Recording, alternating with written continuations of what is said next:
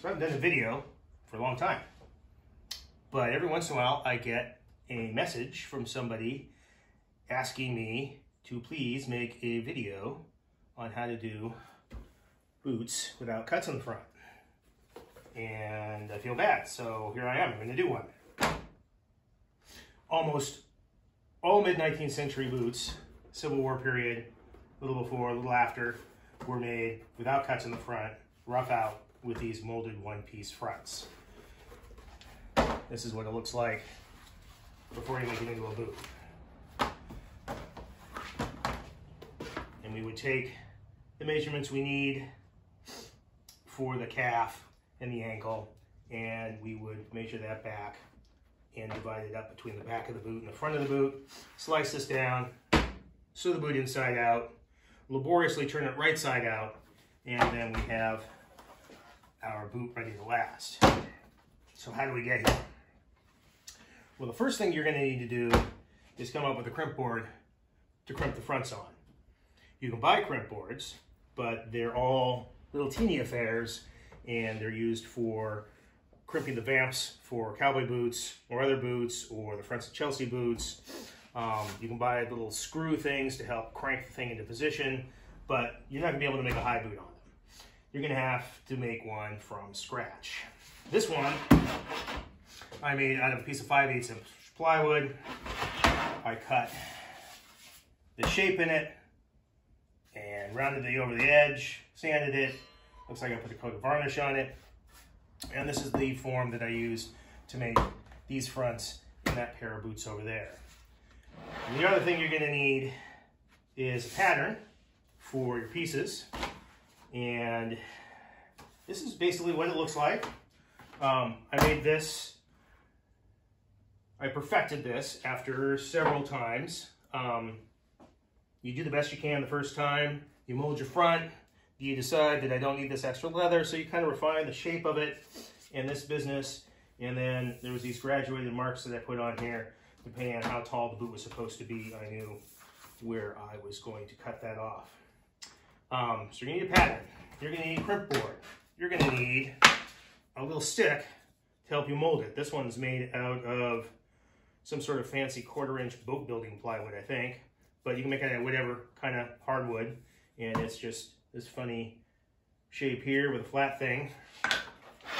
And you use it for smoothing out the leather to make it flat, or helping you to get that big bubble and getting that sorted out. If you're making Civil War reproductions, one thing you want to keep in mind when you make your crimp board, I don't have a pair of originals, but I've got this one, this reproduction that I made. They all feature this little whoop-de-doo here. So if you put a ruler on there, you'll see that they all have this little indent in here. And to get that authentic feature, you gotta cut that into your board. So you get your board, get your little stick, and you make some kind of a pattern to start with, and then we will mold the front over our crimp board. Okay, here's another shot of the tools you'll need. You've got your pattern. You see I've got these little increments on there. And we have our little D-shaped, lopsided D-shaped molding stick. And the crimp board itself with a little indent feature.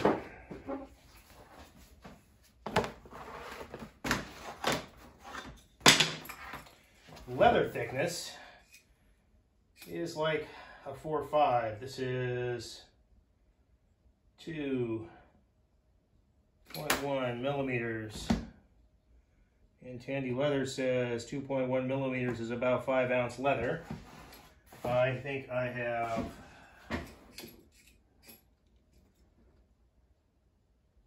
that's about right.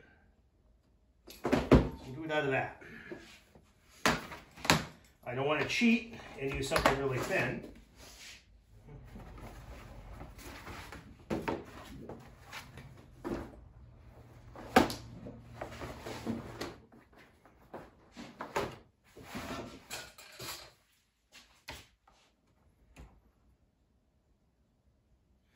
Let's make them 16 inches.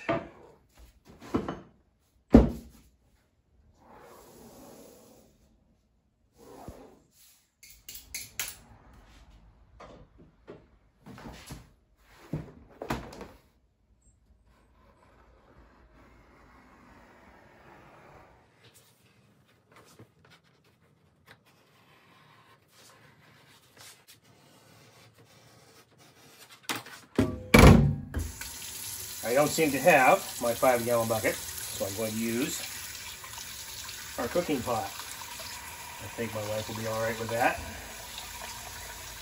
And I've got my chunk of leather. I'm going to roll it up. And the temperature of the water needs to be, what, like 100 degrees? Like what you bathe your child in. And then we're going to shove our stuff in here. These are a bit small. There we go.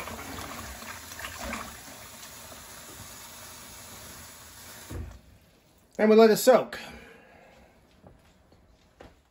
All right. Hopefully, the angle of this shot is going to include everything I do. My cameraman is a selfie stick, and he isn't very versatile. He just stands there. So how long do I soak it for?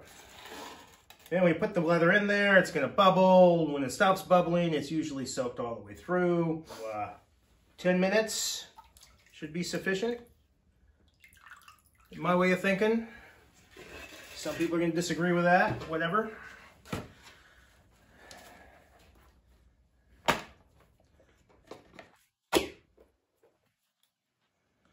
So I'm gonna fold it in half, find out where the middle of it is.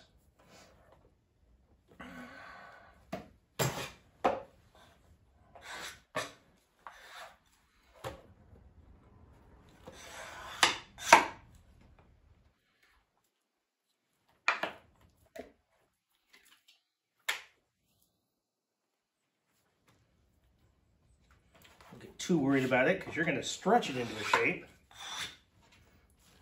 I may not have been super careful when I cut it out, but these clearly are not matching up. I've got my DB Gurney 5-ounce lasting tacks that I like to use.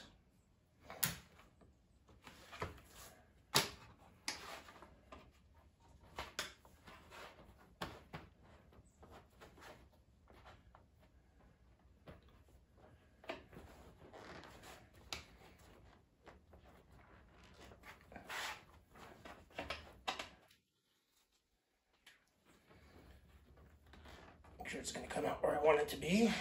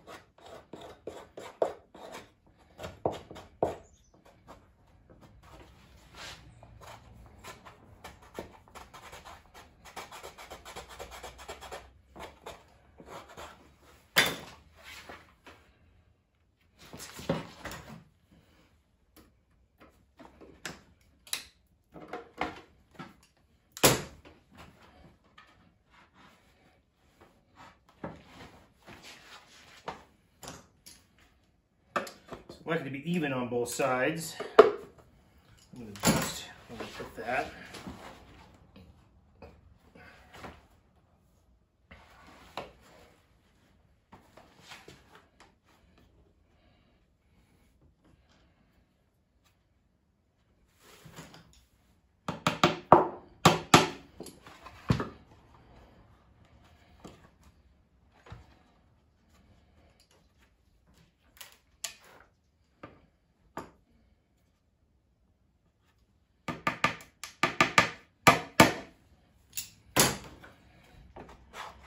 And like most shoemaking projects, you sort of follow your nose, keep at it, and keep screwing around until you finally get there. Work one side, then the other.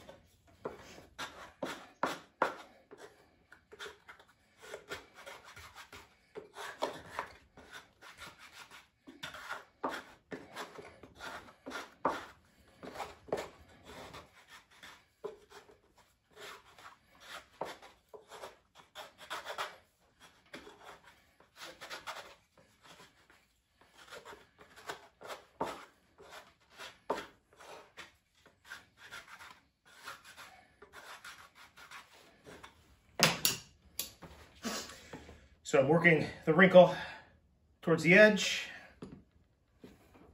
stretching it out, working the wrinkle towards the edge, stretching it out.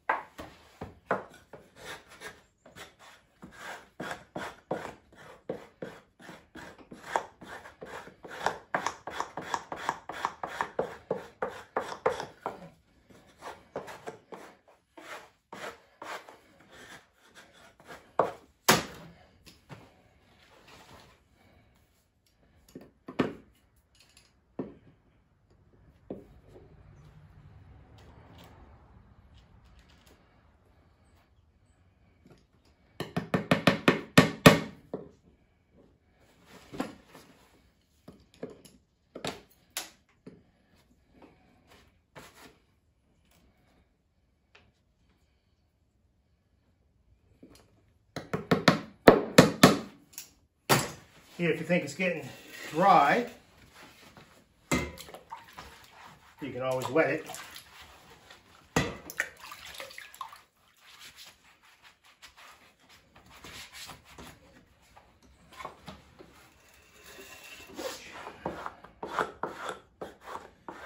You gotta keep at it until you get there.